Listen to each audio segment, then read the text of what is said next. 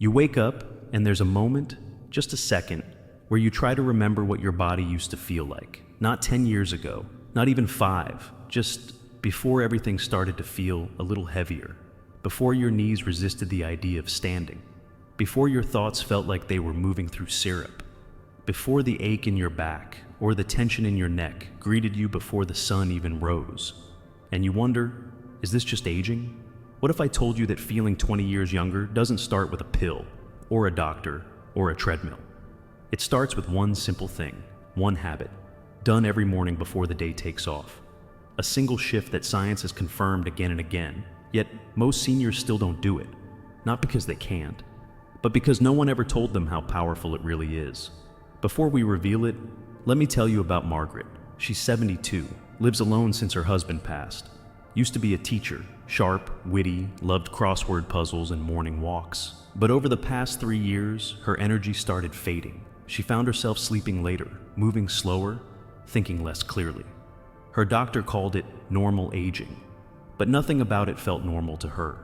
She felt like she was watching herself fade, quietly, politely.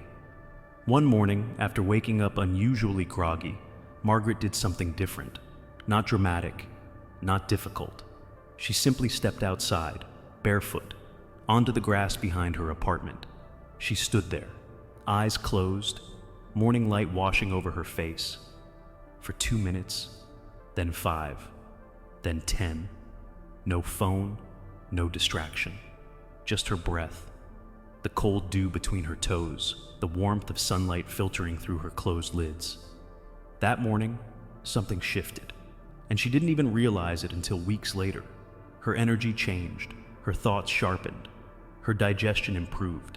She started smiling more, not for others, but for herself. What Margaret had stumbled into was a powerful, ancient practice, something known in modern science as circadian activation, but our ancestors simply called it living in rhythm with the earth. Here's what the research tells us. Your body runs on a biological clock, a master system called the circadian rhythm.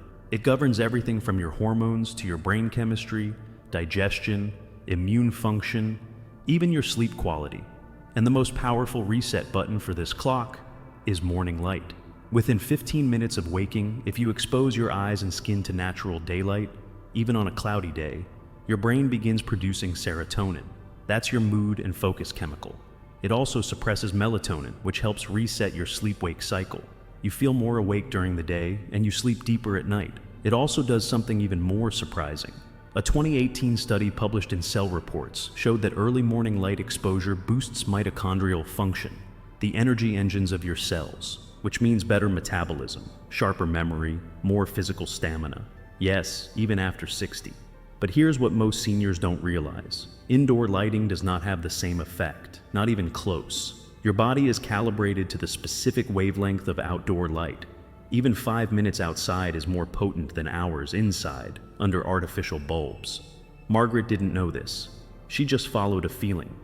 But science confirms it. She had begun retraining her biology. And you can too. Here's how you do it. Wake up. Before you check your phone. Before coffee. Before anything else. Go outside. If you can stand barefoot on natural ground, grass, dirt, even concrete, that's ideal. Why? Because grounding or earthing allows your body to discharge excess static electricity and absorb subtle electrical charges from the earth that reduce inflammation and cortisol levels. Studies have shown that just 10 minutes of grounding a day can reduce stress and improve blood flow, especially in seniors. Stand there. Let the light hit your eyes, indirectly. No sunglasses, no window glass, just nature and breath. Deep inhales, even deeper exhales. You don't have to meditate. You don't have to chant. You just have to be.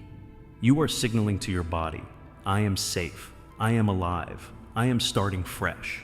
And when you do this consistently, day after day, something begins to shift. You remember things easier. You walk with more confidence. Your sleep becomes deeper, less interrupted. You crave healthier foods. You laugh more. You find yourself singing while washing dishes again. Because this isn't about reversing age. It's about removing the noise that hides your vitality. The body never forgets how to heal. It just needs the right signal. And morning light paired with stillness is that signal. But here's the truth. It's only the beginning. Because what you do right after this matters just as much. It's the second part of this morning transformation. The part that restores your muscles, protects your bones, and lifts your mood like nature's most perfect antidepressant. The part that 90% of seniors skip, or get completely wrong. We'll talk about that next.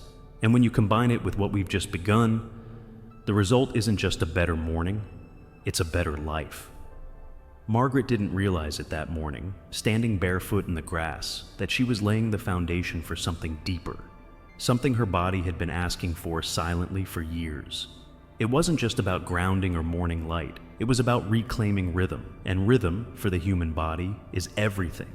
Because right after light, after you've reminded your brain what time it is, reset your biological clock, and started the healing cascade of hormones and neurotransmitters, your next move matters even more.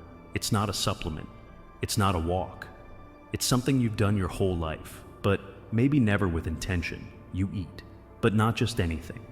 The first meal you give your body after waking is like a message to every cell in your system. It says, build or break down, heal or decay, function or fatigue. And here's where most people, especially seniors, go unknowingly wrong. They skip breakfast entirely, or they nibble on something sweet, something fast, something light, thinking it's healthier that way. A banana, a slice of toast, a small yogurt. But what science shows us, clearly, repeatedly, and urgently, is that your body, especially after 60, does not respond to protein the way it did at 30. You can't just eat anything and hope it will be enough. It takes more to trigger growth, more to signal repair, more to rebuild the muscle tissue, the neurotransmitters, the enzymes that keep your metabolism sharp and your mood balanced.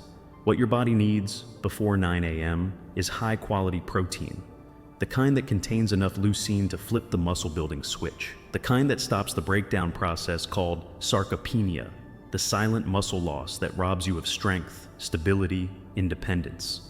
In a study from the American Journal of Clinical Nutrition, researchers found that older adults who consumed 30 grams of protein within 2 hours of waking experienced significantly greater muscle protein synthesis than those who ate the same amount later in the day. That's not theory. That's biology. And it's urgent. Because the longer you go without that signal, the more your body assumes, we don't need strength, let's burn muscle for fuel. And that's when you feel it. The weakness climbing stairs, the stiffness after sitting, the trembling when lifting something you used to carry without thought. But there's another side to this story. There's Harold, 68, widowed, used to be a mechanic. Worked with his hands, strong as an ox, until the last few years. Started losing weight without trying. Couldn't grip a screwdriver, felt embarrassed just opening a jar in front of his granddaughter. Then his doctor mentioned morning protein. Not shakes filled with chemicals, not pills, not powders, just real food. Eggs. Greek yogurt with nuts. A small chicken breast if that's what it took. Harold committed. Every morning. 30 grams of protein. Within an hour of waking. After his few minutes of morning light and stillness, 3 weeks later, he wasn't just stronger, he was standing taller, his appetite balanced out. His knees ached less. His doctor, surprised, noted his inflammation markers were dropping, and perhaps more importantly, Harold laughed again. He felt capable. He said, I feel like I got something back I didn't know I'd lost. It's not magic, it's cellular intelligence, and your body still has it. Here's what you can do, starting tomorrow. Wake up, step outside, breathe, let the light in. Let your body know it's time to come alive. Then eat, but eat with intention. Not just calories, not just volume, eat quality. 2 or 3 eggs, Greek yogurt with a handful of walnuts and a scoop of plain protein, cottage cheese with berries and flaxseed, even a few ounces of last night's salmon or turkey. Make it simple, make it nourishing. You're not feeding your stomach, you're feeding your mitochondria, your joints, your cognition, your hope. And if you can move, even just a little, stretch your arms, do 10 squats by the sink, walk your hallway, your muscles will respond more powerfully. That movement tells your body, we use this, we need this, don't let it go.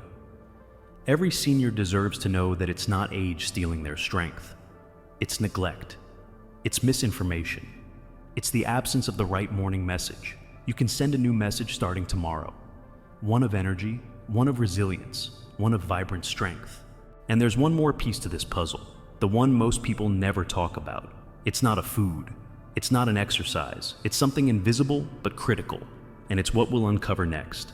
Because without this final element, even the best food and the best habits can't land. And once you understand it, you'll never start a day the same again. That final element most people overlook, the invisible thread that ties it all together, is intention. It sounds simple, maybe even too simple, but the science on this is startling, and it reaches into the very core of how our bodies and our brains respond to aging. Because your physiology isn't just shaped by what you do, it's shaped by how you do it. The mindset behind the movement, the purpose behind the meal, the clarity behind each morning breath. A study published in Health Psychology found that older adults who began their day with a single, structured intention, a decision, a direction, a simple phrase like, "Today I move with strength," showed measurable improvements in mood, resilience, and even physical coordination over just a few weeks. Another trial at the University of Illinois explored the link between morning mindfulness and inflammation. Seniors who practiced just 10 minutes of calm, intentional breathing or silent reflection each morning showed a reduction in C-reactive protein, a marker of chronic inflammation that plays a central role in fatigue, brain fog, and joint pain. Your body listens. It listens not only to food and light and motion, it listens to thought, to choice, to the words you whisper to yourself when no one else is around. And the beautiful truth is, every morning gives you a blank canvas to speak those words again. You don't need to meditate like a monk. You don't need a guru. You don't need incense or silence or an app. You need only a moment, a choice, a quiet space. Even if it's the corner of your kitchen, currencies, where you breathe, set your posture, and decide who you are becoming. Maybe you say, "I'm healing." Maybe you say, "I am building strength." Maybe you say nothing at all, and simply picture yourself walking steadily through the grocery store, or dancing at your granddaughter's wedding, or kneeling down in the garden with no fear of pain. That image becomes instruction. Your nervous system, your immune cells, your neurotransmitters, they all listen. They begin to rebuild. And the science says it's never too late for that. In one study out of Stanford, participants over the age of 70 were introduced to a simple 3-part morning ritual: sunlight exposure, 30 grams of protein, and a 5-minute intention practice. At the end of 60 days, more than 80% of participants reported not only improved energy and sleep, but a renewed sense of confidence in their ability to age well. One man, 77, said it best: "I'm not chasing youth, I'm creating vitality." And that's the truth of this entire journey. You're not trying to go back in time. You're not pretending to be 40 again. You're reclaiming something far more valuable: your presence, your power, your choice. You wake up, you breathe, you step into the light, you feed your body what it truly needs. You move, even just a little. And then you set your mind, you set your heart, and you let that current carry you through the day like a river that never stopped flowing, only waited for you to return. This is not about willpower. It's about partnership. It's about learning to partner with your body again after years of mistrust, confusion, and noise. It's about letting your biology become your ally, your strength, your teacher. And yes, there will be days it feels hard, days you want to reach for the old habits, the easier path, the familiar pain. But there is no growth in the familiar. There is only growth in the honest moment of decision. And that decision begins tomorrow. Tonight, as you prepare for bed, imagine the morning waiting for you. Not with dread, not with aches, but with opportunity. Imagine stepping outside and letting the light hit your skin. Imagine nourishing your body with food that truly supports your muscle, your brain, your hope. Imagine your heart quieting as you choose your words, your intention, your pace for the day. Imagine your body saying back to you, with every cell, "Yes, I'm ready," because it is. You are not too old. You are not too broken. You are not too late. You are one morning away from momentum. One morning away from feeling something shift in your spine, in your breath, in your sense of possibility. So what is the one thing? It's not a pill. It's not a product. It's not a miracle. It's a practice. Wake up. Step into the light. Fuel your body with purpose. Breathe. Move. And set your mind like a compass. Do that, just that, and everything begins to change. You will feel it in your legs, in your face, in your mood, in your memory. You will stand up differently. You will answer the phone with more life in your voice. You will look in the mirror and see someone who did not give up. And if you're still wondering if it's worth trying, if you're capable of change, if you can really feel 20 years younger, remember this: your body has never stopped listening to you, and it's waiting patiently, faithfully, for you to speak again. So, tomorrow morning, speak. Choose life, choose light, choose strength, and let your future begin right now.